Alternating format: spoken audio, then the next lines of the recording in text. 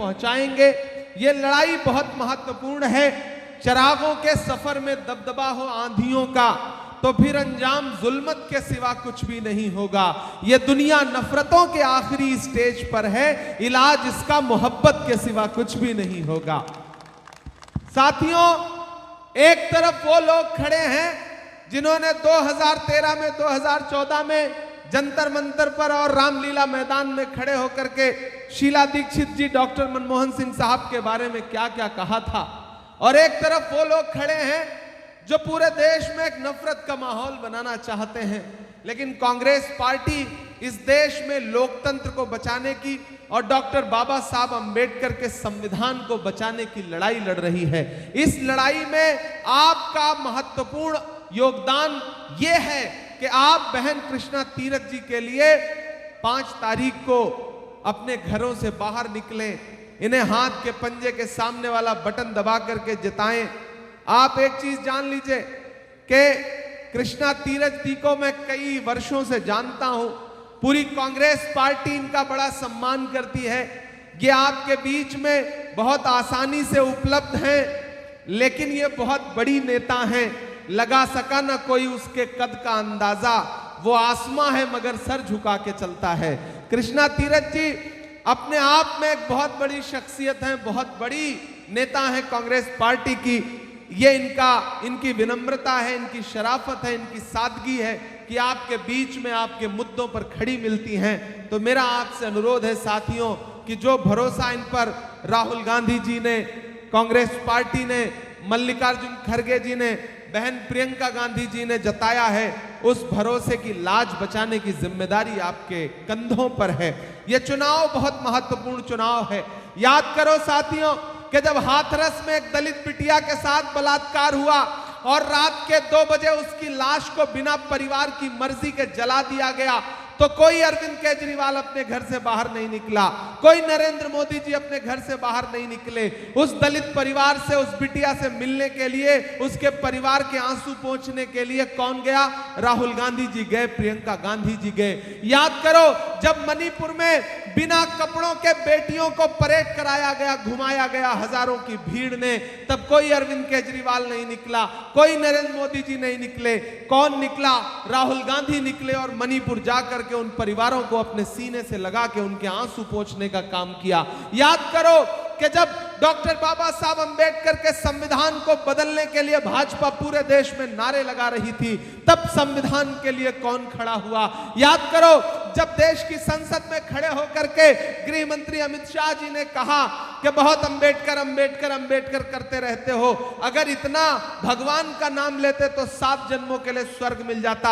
हम लोग कांग्रेस पार्टी के लोग, पूरी कांग्रेस पार्टी, राहुल गांधी जी, खड़गे साहब उठ करके खड़े हो गए और हमने कहा कि आप डॉक्टर बाबा साहब अंबेडकर का अपमान कर रहे हैं। इस देश के दलितों के लिए, पिछड़ों के लिए, महिलाओं के लिए, नौजवानों के लिए डॉक्टर बाबा साहब अंबेडकर भगवान से कम नहीं है। आप उनका अपमान नहीं कर सकते हैं। संविधान बचाने के लिए, उनके सिद्धांत बचाने के लिए अगर इस देश में कोई लड़ रहा है तो कांग्रेस पार्टी लड़ रही है। मैं आपसे अनुरोध करूंगा, ये वही अरविंद केजरीवाल हैं, ये वही मनीष सिसोदिया हैं जो इस देश में जितने भी प्रधानमंत्री हुए हैं उसमें इस सदी के सबसे शरीफ प्रधानमंत्री डॉक्टर मनमोहन सिंह साहब हुए हैं। उनको क्या क्या नहीं कहा था अरविंद केजरीवाल जी ने, मनीष सिसोदिया जी ने।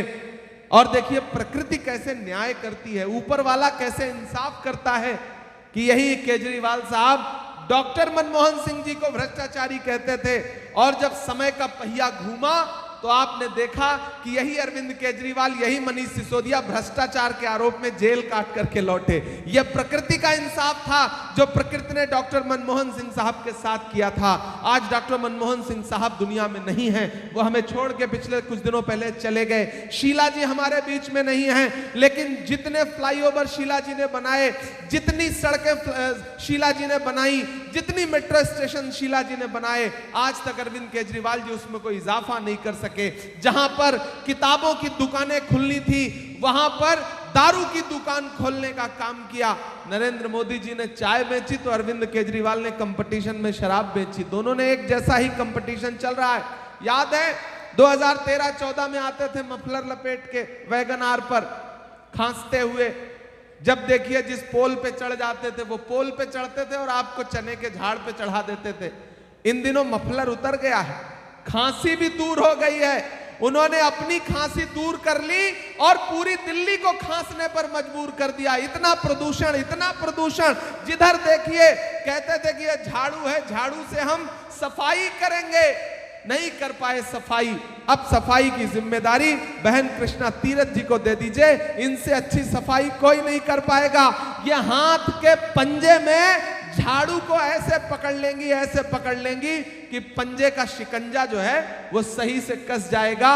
इसलिए मैं आपसे अनुरोध करूंगा कि पूरे राज्य में, पूरी दिल्ली में ये आम चर्चा है कि पटेल नगर में कृष्णा तीरथ जी एक तरफा इस चुनाव को जीत रही हैं। सारे लोग कृष्णा तीरथ जी से ही लड़ रहे हैं और कृष्णा तीरथ जी अकेले चुनाव जीतने की लड़ाई लड़ रही हैं। यही अनुरोध करने के लिए मैं आपके बीच में आया हूं।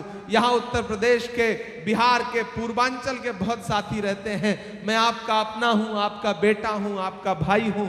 तो मेरा आपसे अनुरोध है कि बहन कृष्णा जी के लिए मैं अपनी झोली फैला के आपके बीच में खड़ा हूं। 5 तारीख को घरों से बाहर निकलिए, अपना एक एक वोट दे करके इन्हें असेंबली पहुंचाइए। हम सारे लोग आपका धन्यवाद अदा करेंगे, आपके बीच में फिर आएंगे। आज चूंकि बहुत सारी और भी सभाएं हैं तो मुझे जाना है, इसलिए मैं आपसे गुजारिश करूंगा। अच्छा, शायरी भी सुनानी पड़ेगी? अच्छा ठीक है, मैं सुना देता हूं। हाँ, शायरी भी सुना देता हूं।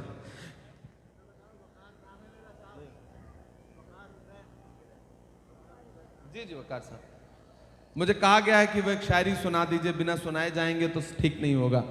तो अब इनका आदेश है तो कैसे टाल सकता हूं कि कहां सोया है चौकीदार,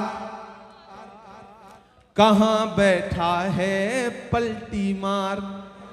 पलटी मार तो समझ रहे हैं ना, चौकीदार भी समझ रहे हैं। आप बहुत समझदार लोग हैं, मुझे पता है। ये कृष्णा नगर के लोग हैं, ये पटेल नगर के लोग हैं, इनको सब पता है कि चौकीदार कौन है और ये पलटी मार जो नए वाले हैं ये कौन है। कि कहां सोया है चौकीदार, कहां बैठा है पलटी मार। जनता के असली मुद्दों से दोनों हुए फरार, कहां बैठा है पलटी मार, कहां सोया है चौकीदार। के चाय बेचने वाला पूरा भारत बेच रहा है, इसी काम में हासिल उन्हें महारत बेच रहा है। कि रेल बिक गई, तेल बिक गया, बिका हवाई अड्डा, सब कुछ बिकता देख के खुश हैं अपने जेपी नड्डा। कि यहाँ के छोटे वाले बड़े जुझारू बेच रहे थे। यहाँ के जो छोटे वाले हैं, समझ रहे हैं ना, मैं नाम नहीं लूंगा, नहीं आप जान जाएंगे कि मैं अरविंद केजरीवाल की बात कर रहा हूं। कि यहाँ के छोटे वाले बड़े जुझारू बेच रहे थे, मौका मिला तो खुलकर साहब दारू बेच रहे थे। कि दिल्ली राज्य की बर्बादी के दोनों जिम्मेदार, कहां सोया है चौकीदार, कहां बैठा है चौकीदार।